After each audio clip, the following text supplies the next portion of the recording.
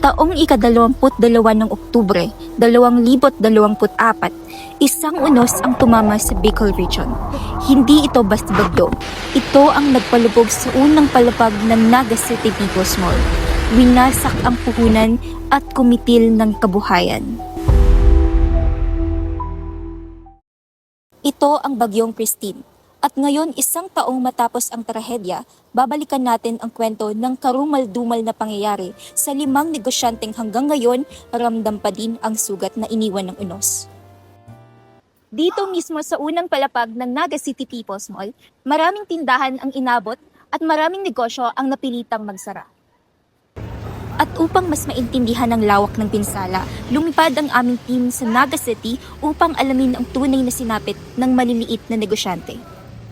Bago namin simulan ang panayam, buong paggalang naming ipinaalam na ang lahat ng kalahok ay kusang pumirma ng consent form na inaprubahan ng mall administration at ng aming professor. Layunin nitong masigurong voluntaryo, malinaw at may pahintulot ang kanilang paglahok. Ano pong si mga binibenta nindo? Mga native ni. Native, mga Native product. Native product. Native product. Kasi ang pangalan nito kasi sa Resare Fashion. Parang ang ano nito, boutique. Business ko is beauty parlor. Business, iyon na business ko. mga bagas. Ayon sa pananaliksik, nadiskubre ng aming team na ang bagyong Christine ay nagdulot ng matinding pagbaha sa People's Mall sa Naga City at pinakaapektado ang maliliit na negosyo sa unang palapag. Hindi lang pera ang nalugi, kundi kabuhayan at seguridad mula sa native vendors hanggang boutique, beauty parlor at rice retailer, lumitaw ang malinaw na larawan ng hirap at pagbangong kanilang pinagdaanan. At dito nagsisimula ang aming mga natuklasan. Yung mga pandami, inarakon mo na. Dati naman yung pili. Nabasak po. Oo, barusa. Labaw tao. Tubig. Mas ihugasan pa din na ito. At iba, Pero sa iling mo, ti mga manggura ano si mga nasayang sa ilo. Sayang Nakalta sa sa mga. ilo. Mga sayang sa 50. mga epektos.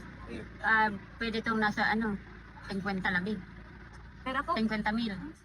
Sobra sa lugi talaga yun. Kasi wala kami na ano kasi after 2 weeks na namin nabuksan itong tindahan. Pagkatas ka ng baha. Kasi inuna muna namin yung bahay. sa estimate nindo ate, mga manggura na sinalugi sa ilo. Ang sabi ni ate, abutin din ng 100,000. Ay, ito. Kasi wala naman kami halos na save. Ang save lang namin ito, nasa taas lang. Ang daming stock. Marami to bago pag May mga talagang stocks po kaya puno ito yan. sa baba. Ngayon, kami naginibo ng kabarasa.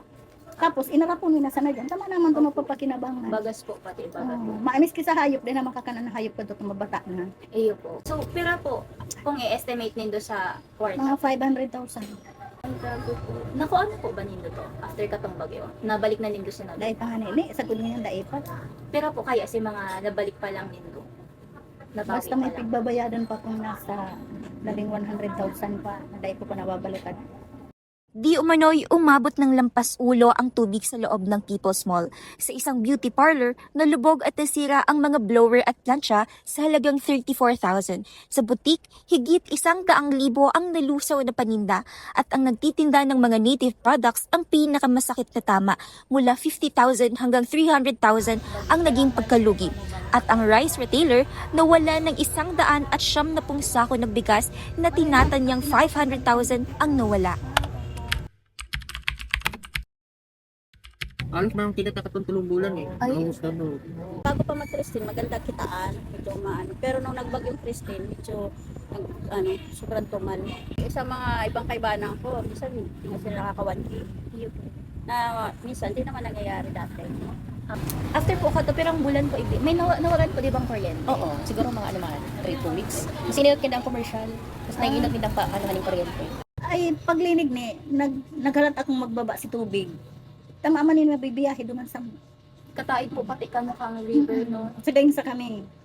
Oh, may man nakaigdi kami siguro mga anong naaldaw na. Baba naman, pero abalang magbaba ang tubig ta. Hindi ko maintindihan ang pagbaba mo niya ta. Garo haluyon maghali ang tubig. Garo day man nagayon ni nahaloy kanto ta ara mo day man nagkadirestro so ta maluyon man si ano kadtong Christine. Garo 1 week. Kasunod ng baha, nadiskubre ng aming team na karamihan ng negosyo ay napilitang magsara. Hindi dahil gusto nila, kundi kailangan nilang maglinis, magsalba at mag-ayos ng natirang gamit. May ilang 3 araw lang nagsara. Pero sa iba, umabot hanggang 2 linggo ang tigil operasyon. Sa panahon na yon, wala silang kita. Puro gawain, gastos at pag-aalala ang araw-araw nilang hinaharap. Wala ko ito kayo na, 2,500 na. Ilang months po ka mo bago naka-recover? 5 months. 5 months po.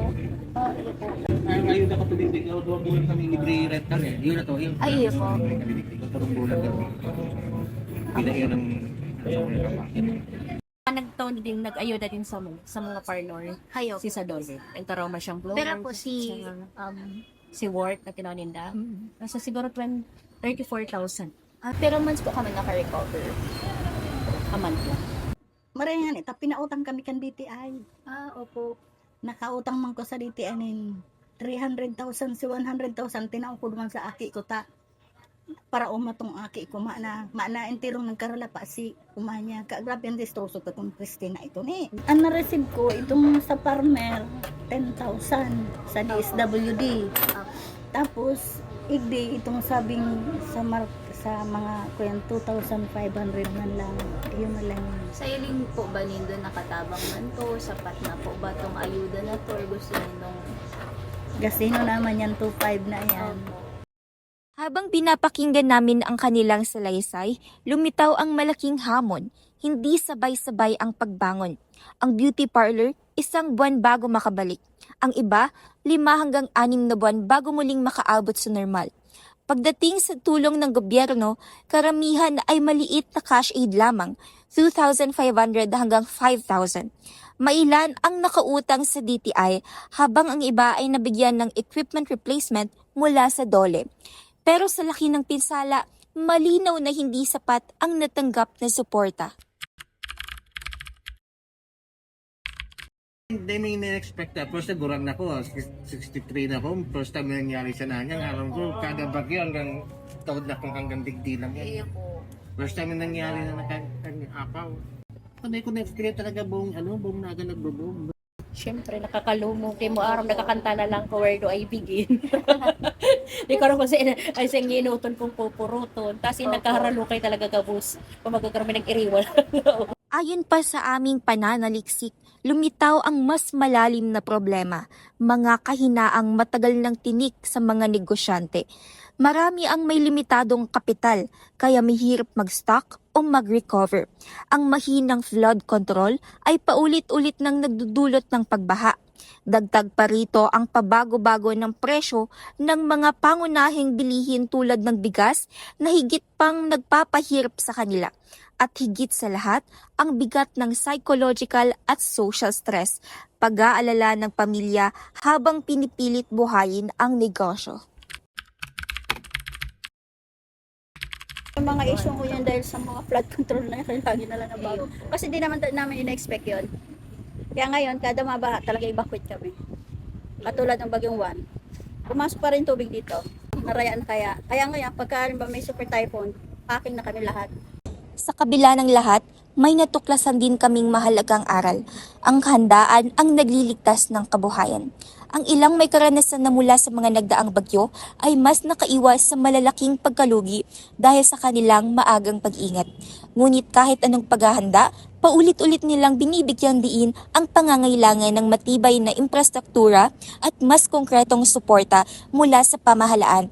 Para sa kanila, hindi lang ito tungkol sa pagbangon, kundi sa pagtiyak na hindi na maulit ang ganitong pinsalang kayang iwasan.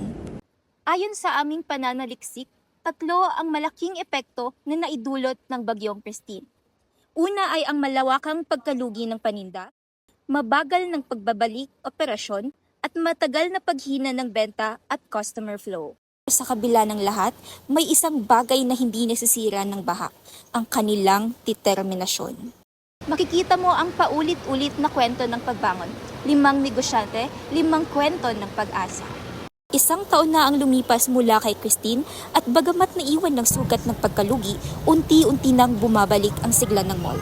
Mula rito sa Naga City People's Mall, ako ang inyong lingkod na si C. Casimiro at ito ang aming dokumentaryo hinggil sa bagyong Christine, ang pagkawala at ang muling pagbangon.